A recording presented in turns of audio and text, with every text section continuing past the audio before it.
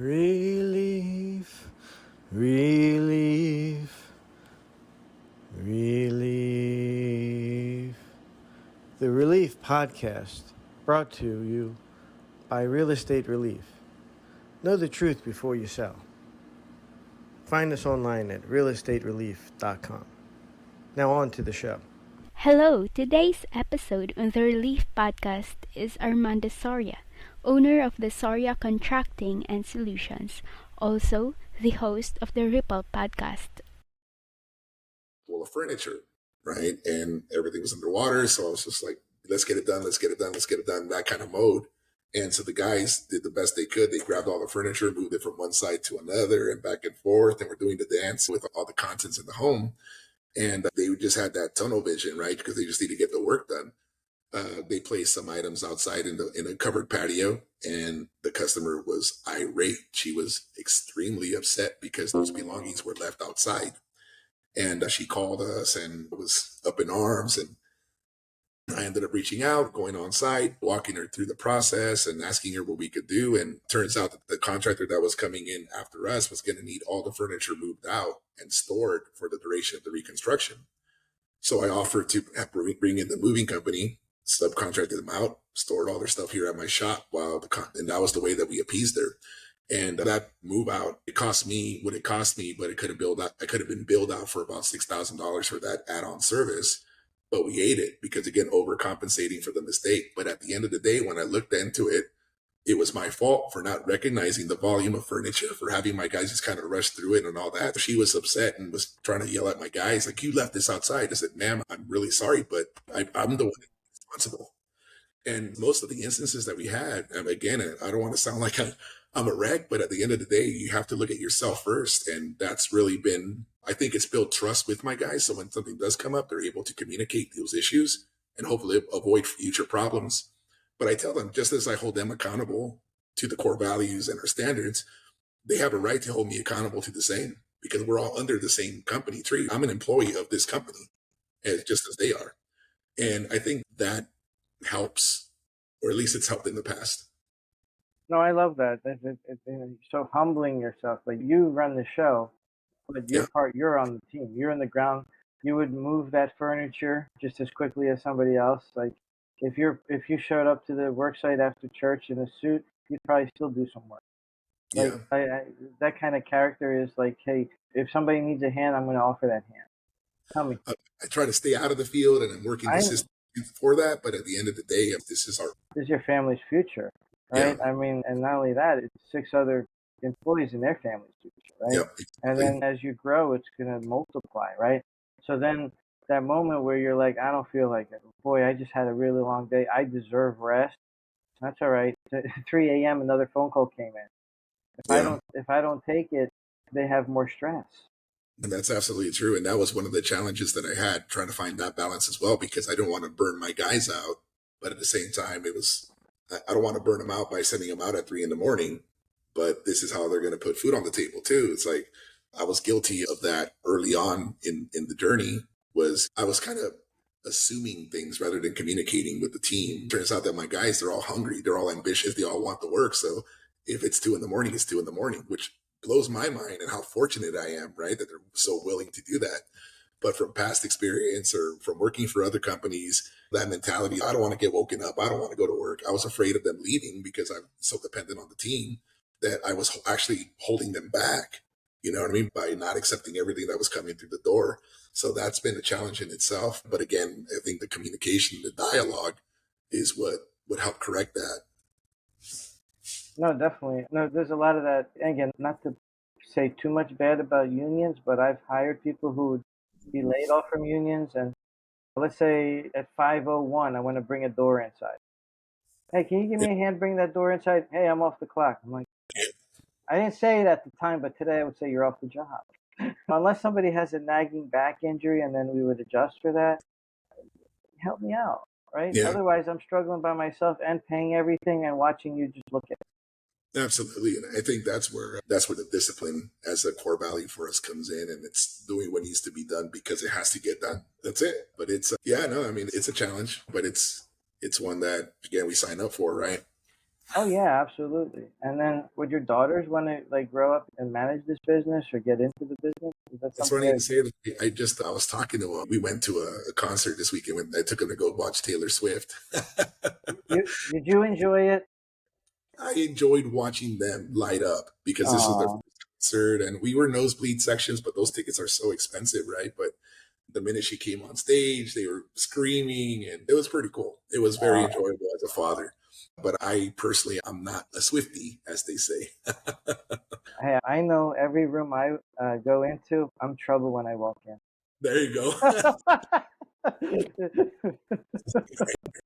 But no, it was funny. We were on the drive out there and we were actually listening to my podcast. We just released an episode and I was having the wife listen to it and the kids were just talking about it because for them, they just see the lights and they think, oh, that's on Spotify or on YouTube or it's pretty cool. They get all excited. But I think it was my oldest. She kind of said like, oh, I want to work for you. I'm like, no, I want to work for you. And so there's some flashes in the pan at this young age that they may want to keep it going. And I hope they do, but ultimately I want them to be better than me. So, just kind of every This is generation. part of the better. This is part of the better, right? Like you have the mentality like that my father had of, oh, I want, or my mom, I want better for my kids. I don't want them to suffer. I don't want them to do manual labor. I studied accounting, and the one thing Dad told me is you're going to be bored in office. And sure, 5 years later, I stopped, right, and never walked back. Now I can do office work, but if you chain me to a desk all day long, it pull my soul out, right? Right. You got to go check out those jobs. You got to go out there in the field, meet people, say hello. When we first met, I was being funny. I said, "How come you're not talking to me?"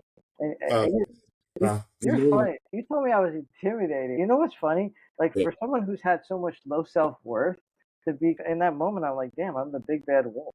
Yeah, man. But in that moment, I had a little bit extra confidence in me. I had a little Yeah. bit more swagger.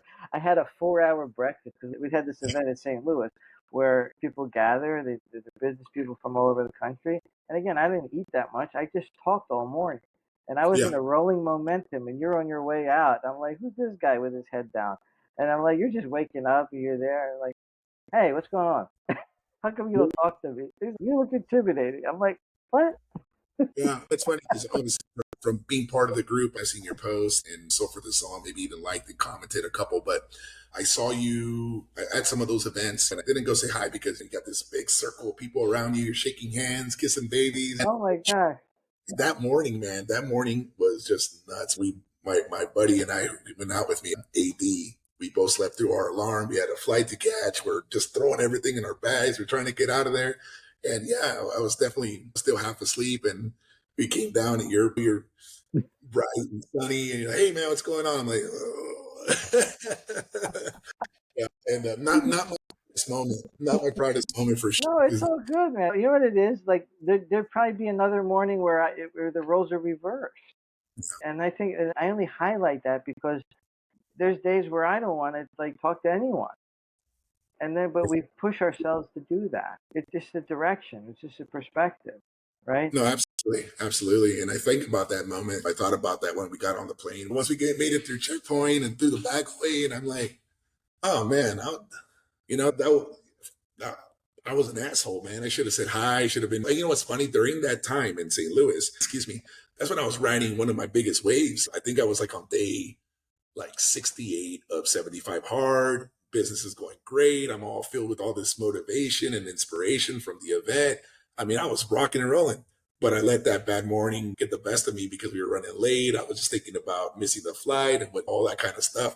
And yeah, so I thought about it. I'm like, shit, man, I should have just said hello and, just been myself because I wasn't myself that morning. And I recognize that. That's okay. Look, I'm calling it out because we're all in those moments. Yeah. Like last week, I had imposter syndrome, big time. I go into this room full of high performing realtors and real estate investors and people who buy hotels, do this and do that. And they're just like talking. But you know what? Then they related that they have struggles too. Hmm. And I have the shyness, right, guys? There's some rooms where I struggle to go back in and say hi to people, right? Because if I don't know them from anything, right? Hi, I'm Demetri. I'm like, oh, are they thinking I'm trying to sell to them? Am I coming on to them? Who is this guy? Is he creepy? Is he weird? And see, that's the self-talk where they say, you know what, this person might have something to share. If you're not meeting people to network, you're meeting friends. Yeah. And so why not make some friends, right? Especially in a good circle. So if you can say a quick hi, add a quick notice of value, bring somebody a smile, right? Make them laugh, make them think. You add it to their day. Again, if Yeah. you're going to challenge people, challenge them in a good way, right? Frame it, the power of framing. Hey, Armando, you're a great guy. Like I said, I told you in that moment. I'm like, you look like a strong like man right there. I'm like, it was like role reversal. I'm like, I go up to you like David to Goliath. I'm like, you're a giant man. I'm like, who am I? I'm just a humble shepherd. What can I do? And then you look at me the other way around. And it's just funny that a lot of times in construction, somebody has this faith. For women, they have that faith. I'm not going to say the words, but that Mhm. resting faith. Mhm. Sometimes as guys, we have that don't talk to me face. But behind that is a person, Yeah. somebody dealing with something. And if you went up and said hello to them and they don't look at you, keep walking. Don't force a conversation. Maybe that little bit of a smile lightens somebody's day, right? Yeah. And then you carry that. You think about that on the plane. You put that into your work, right? You bring that on your podcast. Tell us more about your podcast and what kind of people or what topics you like to discuss on your show. Yeah. So it's a little newer. Today, I think we released our fourth episode, and it's called The Ripple Effect with Soria. And it's like many, it is a personal development podcast just surrounding and highlighting local and beyond local businesses that are making impacts. And the conversations that we've had so far, it's funny, without even knowing, because I didn't really intend to start a podcast, but I saw it, it's a good marketing opportunity. We'll get some SEO work here and help with the algorithms, that kind of thing. But suddenly it started taking its shape. And now it seems like the theme of the podcast is talking about intentions, the whys, and a whole lot of talk about gratitude and impact. And it's turning into a really beautiful thing. And each episode so far has really resonated with those themes. And ironically enough, or we've had like, I think one of the metrics show about like 80 plays or something like that. And on the YouTube channel, I think it shows like 200, 300 plays, something like that. So not massive audience by any means, but it's interesting because now we're starting to get those messages. And when I say we, I mean me. I'm starting to get those messages now that it's making an impact in people's lives. And it's just the nature of the conversations that we're having, just like the one you and I are sharing now. And suddenly again, now the intention behind the podcast is starting to change because you realize the power of the voice, right? Mm. And it's going, and just it's exciting, and we'll see where it goes. But again, it's the ripple effect with Soria, and it's So that's it. you're literally throwing more stones in the pond. Yeah, And absolutely. and then at some point you'll get better at skipping. And people want to tune in and say, what's a new perspective that you want to share today? Or maybe if you want to have guests on your show, what type of guests align with your values and the message that you want to share. Like here, I don't want to talk to everybody. That'd be great. A lot of people are really great at that, talking to Yeah, everybody and relating or letting them flow. But it's more of a who could I have breakfast with? Or like who could I have a coffee with, and then just talk about life and not this. And because there's room for both. And in fact, like in that whole wheel of life, like we need to fill up all our pillars. yeah. And if we don't have a strong foundation, something's missing. As we grow, it won't grow right. That's awesome that you're saying that, man. It's really resonating now because as I'm going through this new phase in the evolution of self, when it comes to now looking inward and so forth and so on, I realize that although I'm passionate about my business and I love my business, and I started this personal development journey because of the business and wanting to grow and all that type of thing, I realize more and more now each day that it's only this big, it's only this big, it's only this much of a part of who I am. And it's exciting because it also removes a lot of the anxiety surrounding the business when you start looking at it from that sky point or from that high level view of it. And I'm going to continue to pour into the business. And that's not why I'm here, but that's how I got to this point. But at the same time, you realize, like you said, it's so much more than just the business. You know? Oh yeah, like for me, like the book I'm writing, and I don't know if you have a book yet or inspired to write a book in the future to leave to the world. Love through service. That's my mission statement. Very So I nice. think you're very similar. In fact, probably the same. and doing it at scale, that when you serve people, it's how you love on them. Right now, again, you're going to ask for money because you have to feed your family and you have to do bills. But I imagine if you were a billionaire and you say the condition of maintaining your billionaire wealth status is working for free, you would you would do it because you love what you do. I would. Yeah. You And know that means a lot to me. That there's contractors out there who actually care. yeah, I wish we weren't such a rare breed. You're inspiring others to say, you know what, this is good business. Not just the right way to be, but this is good business. Be authentic, right? Absolutely. That this is the person I meet is the person who's going to show up to work. Once the contract is signed, you don't change. You don't run away. That job gets done. You tell me it takes 2 weeks. Unless something goes wrong, it's 2 weeks. And if something goes wrong, you're going to tell me as soon as you find out. Absolutely. If a part takes longer to come in, if anything, any kind of mishap happens, you're going to be on top of it. And that level of comfort means so much. This is coming from a contractor, right? But I'm putting my shoes into homeowners because I feel their pain. There's sometimes people don't show up. Hey, Right. can you come give me an estimate? Okay, I'll be there 8 a.m. 8 a.m. You're not there. Well, are you 5, 10 minutes late? No, I didn't answer the phone. And I bet you've gotten business because other people didn't show up. Yeah. It's, and some of the things that we do when we bring in subcontractors, I tell you what, man, that's one of the hardest things to do is be responsible for those subs when you can't really, they're their own company, they're their own entity. You're obviously bringing them in because you trust them. But I've had that where it's 8 o'clock, where you guys at? And I'm blowing them up. I'm calling the customer on one side. I'm calling the subcontractors on the other. And I realized more and more, and it's unfortunate, but there's a lot more of that type of contractor than they are the other type that show up on time and do their diligence, which in one way really makes it, to me, it puts me in the streets how easy it is to be successful in this industry because the bar is so low, you know? Okay, we have a surprise guest to the Relief podcast today. Welcome. Oh, shoot. That's all good, brother. I'm early. Yeah, Sorry. Okay. Armando, wait, hold on. That's just a beautiful segue. Armando, what can you share with Joseph? So we're all in Arete together. We're all in St. Louis, and we're all learning from the same teacher. Share what you just said about people not showing up on time. Joe, what's up, buddy? What's up, Armando? How are you, brother? We just had a phone call, last week? Yeah, we did. Good to see you. You too, man. Small world, right? Yeah. So I would love your perspective on this, Joe. I think this is actually a good way to have a beautiful podcast, have a panel.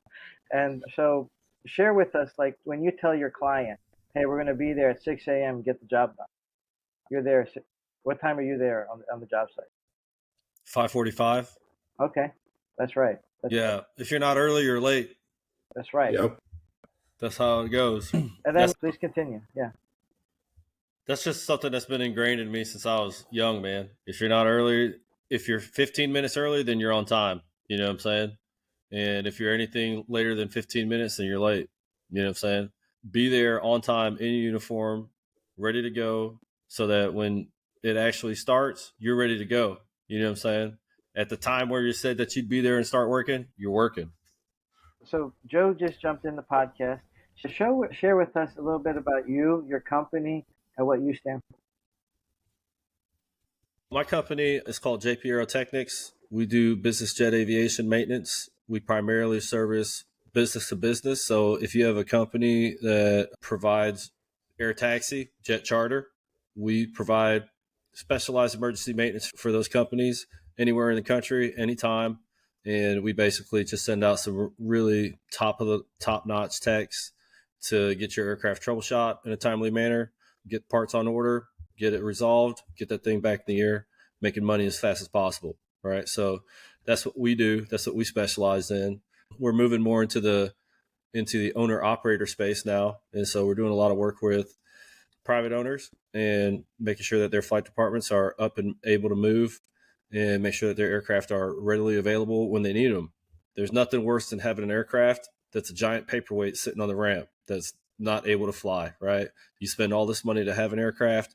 We come in and we show you the ropes. We make sure that your aircraft is getting the inspections done on time so that it's not just sitting out there wasting your money. Awesome, man. So we all respect that time is money. And then tell me your perspective from leading a team. Armando just shared that he just hired his sixth employee, and you're like a six-man operation, ideally. Like, tell me the power of having a strong team when you run an operation. So let's talk about that a little bit, because I've gone through a rough patch as being a leader over the last year or so. I wasn't having the serious conversations that I needed to have as a leader, and my team kind of fell apart. We're down to three techs at this point. We were a 6-man operation. We were actually an 8-man operation with a couple contractors, and so we were moving pretty heavily, doing a lot of work, but I wasn't forecasting my vision enough. There were some things that were happening in my company with the guys that were working for me that didn't really align with my core values, right? But I didn't have those tough conversations when I needed to. I let them kind of move on for about a year. And being a leader is not just self-leadership, but also being able to portray that leadership. But being a leader is not fun and happy and all this stuff and the motivator and all this stuff. It's also the guy who has the serious conversations with the team to make sure that everybody's aligned. And that's something that I missed. So as far as being a leader, it's something that I'm learning. I'm not like the best leader, you know what I'm saying? And I know that about myself. I'm moving there. I'm getting there. But my perspective as a leader is at this point has changed considerably from last year. No, and you know what it is? I think within our circles, because every time we see each other, you notice some level of growth. So that's improvement. Yeah. So it's not, oh, I expect perfection, because perfection doesn't exist except for the Lord. So short of that, we're always going to fail. But aiming high and staying true to our values and honoring our customer, it starts elevating you into a higher plane, literally. Like the fact that you are now growing your legs so that you don't have to, you can do all aspects of your work, but at some point you're going to want to sit in the room and meet with the people who control those planes, and then having that level of service that's unmatched. You have no competition, right? But you have that service where people can just, they call you and you're there. That level of reliability that both of you have, actually, it's a good alignment that we ended up on the show together, because Armando is also a 24/7 operation. I know, man. I see him out there freaking getting it. The dude's working like me, man. Holy crap. I'll be like you. You're both 7-Eleven, but with better burritos. Yeah. You know, like when people say that, like you're always open, like there's a hey, do I have people to handle that call at 2 a.m., right? And sometimes if you don't have enough staff, that call goes to you directly, right, Joe? Yeah, absolutely. I know Armando knows about it. I mean, he's growing, but Armando's been doing this for a while, you know? And so, like, it's tough, man. You get a call at 2 o'clock, but you've been working all day. You got to keep the supply and demand there, and you got to make sure that people see you as a reliable, you know, source. And so you take that call, you know what I'm saying? You take it. Even though you're exhausted and tired and you've been working all day for the last 7 days, it don't matter. You know what I'm saying? The call comes, you got to take it. That's right, because that's when the work is there. The work is not always there when you're feeling at your optimal. Right. So would you share with us your podcast and what kind of message you want to bring out to the audience? Oh, my podcast? Yeah. My podcast is called Flight Level Zero Podcast. It all starts here, right? It starts from the ground. I named it that because Flight Level Zero means that the aircraft is on the ground, right? And that's where everything starts. The planning, the maintenance, all the groundwork, everything that takes care of that airplane starts on the ground. Nothing happens unless everything on the ground is taken care of first. So that's why we call it Flight Level Zero. And with that, man, I'm just trying to open up the minds of people and bring some heavy hitters like yourself and Armando. Really, here's a plug. Come on the show. Are you courting me to be on your show, Joe? Both of you. I said yes the moment you popped on the screen.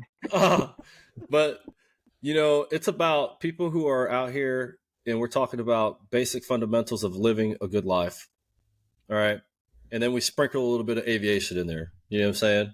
Since that is one of my passions, since it's something that I'm really good at, we bring in CEOs from different aviation industry companies, and They talk about their organization. They talk about their core values. We get down into the nitty gritty of what developed that person to get to where they are today. And we just take nuggets from that and push them out to people. Because how often do you get to talk to a CEO of a Fortune 500 company?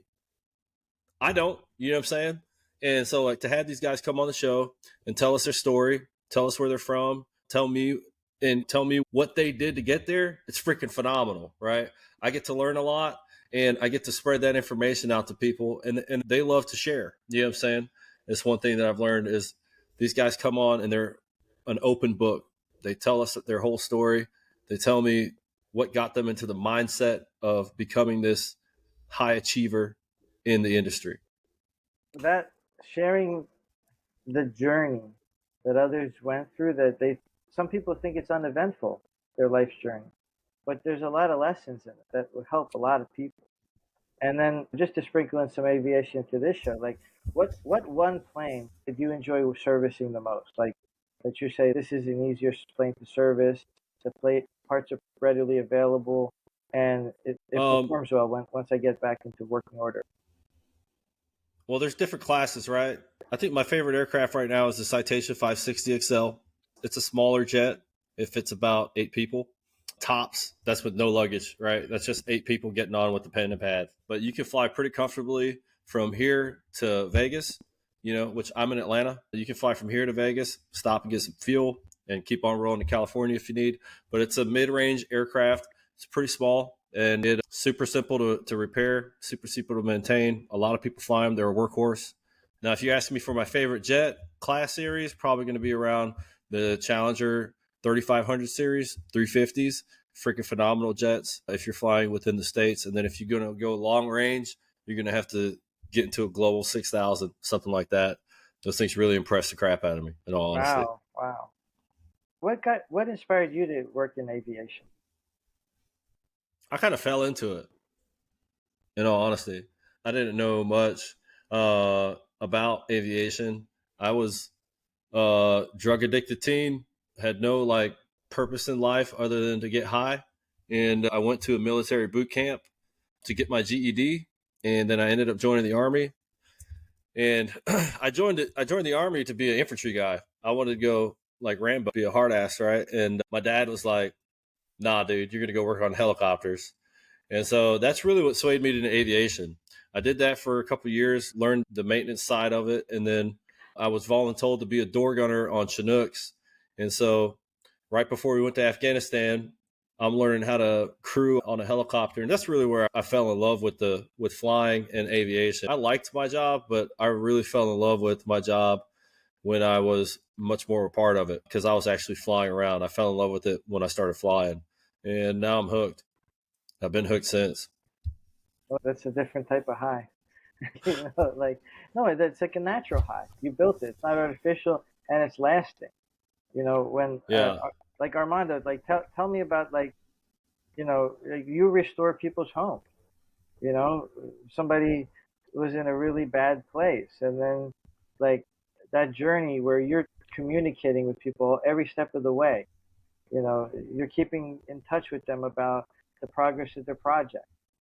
And then when it's time to finish, that satisfaction that you and the customer have, that job well done. Yeah, no, absolutely. It's like you said, it's a different type of high. So what would you want to share with people who are going through struggle right now, whatever that struggle may be, in terms of finding some light at the end of the tunnel, whatever that may be for them, each of you? Man, Joe, man, you said it best, bro, when you quoted CW's book, that affirmation right there, man. I was thinking about it today, and for the life of me, I can't remember it all off the top of my head. Do you got it, Joe? Because I think right. It's I let loose and I let go. I let go and grow. I let go and trust. Yes, that right there. That right there, over and over again, all day long. There's a lot of power in that effort. It's one of my favorite. I love that affirmation. It talks about letting loose and letting go, right? And it's not just letting loose and letting go of saying, oh, I forgive everybody and I whatever. It's letting loose and letting go and giving it to God, man. You know what I'm saying? Because we have no control over anything, right? As people living on this earth, there's only two things we can control, and that's our actions and our thoughts, right? And once you can control your thoughts, your actions come into play. And so letting loose and letting go is like just tearing through and saying, you know what, I have no control, let it be. You know what I'm saying? And then I let go and grow, right? Because when you let go and you say, you know what, I'm done with this. For me, this is what this means to me, anyways. But when I let go, I begin to grow spiritually, mentally, physically, right? Let go and let loose. And then let go and trust, man. Just trust that everything's going to work out, dude. You know what I'm saying? Trust that success is here. And as long as I follow through with my actions, I can trust that something great is going to come of it. You know what I'm saying? No, that's beautiful, and that belief radiates and magnifies. Like when you stand sure of yourself, knowing like that you're solid in your beliefs without any kind of wavering, like powerful things happen. And like I'm honored to, like I said, when I see your growth, I'm like, all right, how am I going to grow now? Like we got to catch up, because if we're going to have to stay friends, we all have to grow. Like there's because sometimes as we grow, we leave people behind, right? And there's people who grow at different paces too, right? And like for you, fitness is strong. Like I love your Instagram videos; are very inspiring. I think to all of us, right? And are they planned, or are they just kind of like, this is what I feel like sharing in the moment? I usually just, actually, that's how I met Armando. In all honesty, he walked up to me in Nashville, was like, hey, man, are you Joe? And I was like, yeah, dude. And so we started talking. He's like, bro, I've been watching you run. That was pretty crazy. You're famous. I'm telling you, Demetri the shit out of him. You know what I mean? Well, no, man, like I don't plan any of that, dude. I just wake up and I get after it. And then it's really just trying to inspire some veterans to get off their ass and stop blaming life and everything that's happened. We all go through a little bit of crap in our life. And so I'm really just trying to inspire really my friends, dude.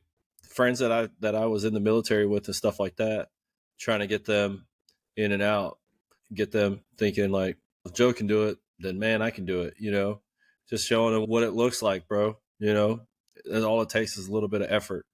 And shoot, I was 300 plus pounds a couple of years ago, and I felt like my world was caving in, physically, smoking 2 packs a day and stuff like that, and eating everything at the gas station that I could, This was actually good. I'm really grateful that the three of us got to go on here like this, right? And I need Yeah.